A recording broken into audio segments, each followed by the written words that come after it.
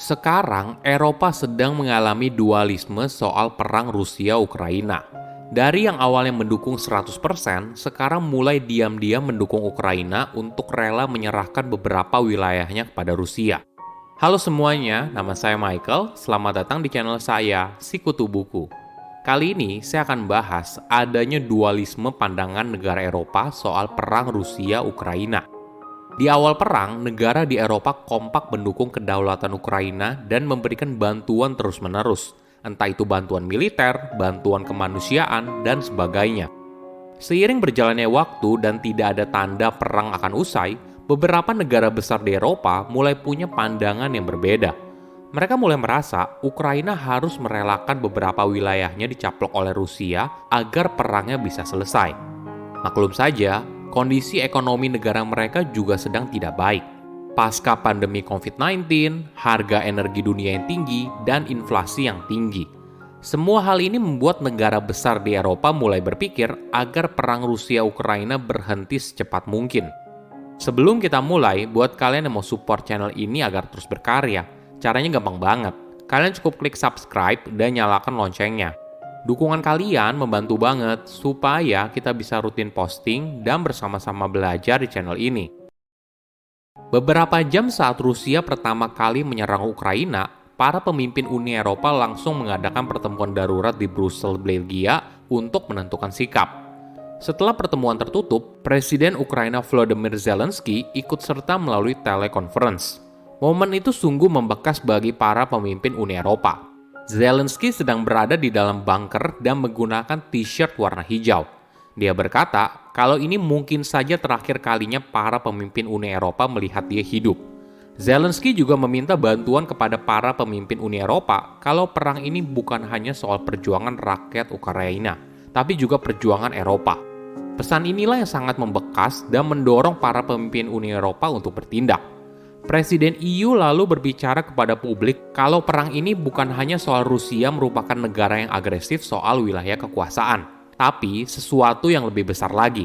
Target Rusia bukan hanya Ukraina, tapi kestabilan Eropa dan kedamaian internasional. Yang menarik, para pemimpin Uni Eropa punya pemikiran kalau perang itu adalah perang untuk memperjuangkan kebaikan. Bukan hanya perang untuk mendukung Ukraina, tapi merupakan perang bagi Eropa dan masa depan Eropa melawan Rusia yang agresif. Sejak serangan Rusia pertama ke Ukraina, kita melihat adanya solidaritas antara para pemimpin di Eropa untuk menjalankan sanksi ekonomi kepada Rusia. Mereka mulai menyetop hubungan ekonomi yang kompleks antara Eropa dan Rusia, dengan nilai yang fantastis mencapai ribuan triliun rupiah. Hebatnya lagi, semua dilakukan hanya dalam kurun waktu 3 bulan, dengan serangan terbesarnya yaitu melarang impor minyak bumi dari Rusia. Sanksi ini tentu saja tidak pernah terpikirkan sebelumnya. Wajar saja, Eropa sangat bergantung pada minyak bumi Rusia untuk industri dan juga ekonomi. Ini merupakan keputusan yang sulit, apalagi kondisi ekonomi di Eropa juga tidak begitu baik pasca pandemi COVID-19, inflasi tinggi, dan harga energi fosil yang tinggi. Namun pil pahit ini tetap ditelan oleh para pemimpin Eropa. Mungkin alasan utamanya karena perang Rusia-Ukraina ini cukup unik dan berada di luar ekspektasi. Di awal perang, banyak orang prediksi kalau Ukraina akan tumbang dalam hitungan hari. Kenyataannya, sudah berbulan-bulan Ukraina masih tetap bertahan. Ini seperti kisah underdog melawan raksasa. Namun perang yang semakin panjang membuat pemimpin di Eropa mulai berpikir ulang. Faktor utamanya adalah karena biaya. Perang tentunya membutuhkan biaya yang besar. Nah, selama perang Rusia-Ukraina, pemerintah Eropa terus memberikan bantuan yang besar kepada Ukraina.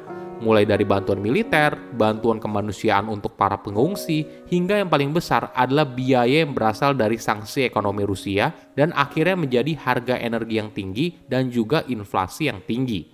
Ini adalah dilema yang dihadapi para pemimpin Eropa. Di satu sisi, sangat sulit untuk tidak membantu Ukraina karena ini merupakan sebuah tindakan yang mulia dan berharga, seperti perang melawan kejahatan. Namun di sisi lain, ekonomi negaranya luluh lantah. Inilah yang akhirnya mendorong Presiden Perancis Emmanuel Macron berbicara kepada media kalau dia ingin agar Perancis berperan sebagai mediator antara Rusia dan Ukraina. Ditambah lagi, agar negosiasi ini bisa berjalan, tindakan untuk mempermalukan Rusia harus dihindari. Sikap yang sama juga ditunjukkan oleh beberapa diplomat dalam ruang tertutup. Mereka mempertanyakan, harus sampai kapan Eropa membantu Ukraina? Sampai kapan perang ini akan berakhir? Mereka sudah mulai lelah atas permintaan Ukraina yang terus-menerus, entah itu soal senjata dan sebagainya.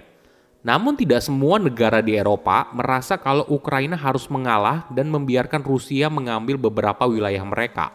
Negara seperti Polandia dan beberapa negara yang berada di Eropa Timur, khususnya negara-negara Baltik, tetap teguh mendorong kedaulatan Ukraina. Maklum saja, negara ini entah punya batas wilayah dengan Rusia atau punya pengalaman negaranya dicaplok saat zaman Uni Soviet dan seterusnya. Mereka bersikukuh untuk berdiri di belakang Ukraina karena merasakan sendiri bagaimana agresi militer Rusia dan mungkin saja bisa terjadi pada negara mereka di kemudian hari. Bagaimana dengan Ukraina sendiri? Presiden Ukraina Zelensky mendorong bantuan tambahan dari negara barat, khususnya bantuan senjata dan tambahan sanksi ekonomi kepada Rusia. Tapi di sisi lain, dalam pertemuan G7, pertemuan 7 negara dengan latar belakang ekonomi maju dan terbesar di dunia, Zelensky mengatakan kalau perang ini akan berakhir di musim dingin. Jadi masih belum jelas, apakah artinya Ukraina ingin perangnya berakhir dengan merelakan beberapa wilayahnya, atau dia masih berpikir kalau Ukraina bisa menang. Tapi rakyatnya sendiri memilih untuk terus berperang. Bahkan mereka bersedia kehilangan nyawa demi bisa menang melawan Rusia. Menurut para diplomat, Ukraina masih ada satu kartu sakti yang bisa memaksa negara barat untuk terus mengirimkan senjata dan bantuan. Sebagai gambaran, Ukraina merupakan salah satu penghasil gandum terbesar di dunia. Ekspor gandumnya mencapai 10% dari total gandum dunia. Sejak perang terjadi, jutaan ton gandum masih terjebak di salah satu pelabuhan penting Ukraina. Alasannya karena pelabuhan itu telah dipasangi ranjau yang banyak untuk melindungi mereka dari serangan Rusia. Jadi untuk membuka jalur distribusi gandum yang aman, maka Ukraina perlu melepas semua ranjau itu dulu. Tapi di sisi lain, hal ini membuat mereka jadi mudah diserang oleh Rusia. Inilah yang menjadi alat tawar Ukraina. Bantu mereka dalam perang, maka mereka akan mengirimkan gandum dengan aman. Oke, apa kesimpulannya? Pertama, dualisme Eropa soal perang Ukraina. Di awal perang, negara di Eropa kompak mendukung kedaulatan Ukraina dan memberikan bantuan terus-menerus, entah itu bantuan militer, bantuan kemanusiaan, dan sebagainya. Seiring berjalannya waktu dan tidak ada tanda perang akan usai, beberapa negara besar di Eropa mulai punya pandangan yang berbeda. Mereka mulai merasa Ukraina harus merelakan beberapa wilayahnya dicaplok oleh Rusia agar perangnya bisa selesai. Kedua, kisah underdog melawan raksasa. Kegigihan Ukraina dalam melawan agresi militer Rusia menjadi inspirasi para negara di Eropa, khususnya bagi negara kecil lainnya yang berbatasan langsung dengan Rusia. Hal ini yang membuat Eropa bersatu dalam sebuah misi besar yang mulia untuk mendukung kedaulatan Ukraina. Ketiga, kartu sakti Ukraina. Ukraina masih ada satu kartu sakti yang bisa memaksa negara barat untuk terus mengirimkan senjata dan bantuan. Sebagai salah satu penghasil gandum terbesar di dunia, Ukraina bisa menggunakan ekspor gandum sebagai alat tawar bantuan perang dari negara barat. Silahkan komen di kolom komentar pelajaran apa yang kalian dapat ketika tahu informasi ini. Selain itu, komen juga mau tahu informasi apa lagi yang saya review di video berikutnya. Saya undur diri, jangan lupa subscribe channel YouTube Sikutu Buku. Bye-bye.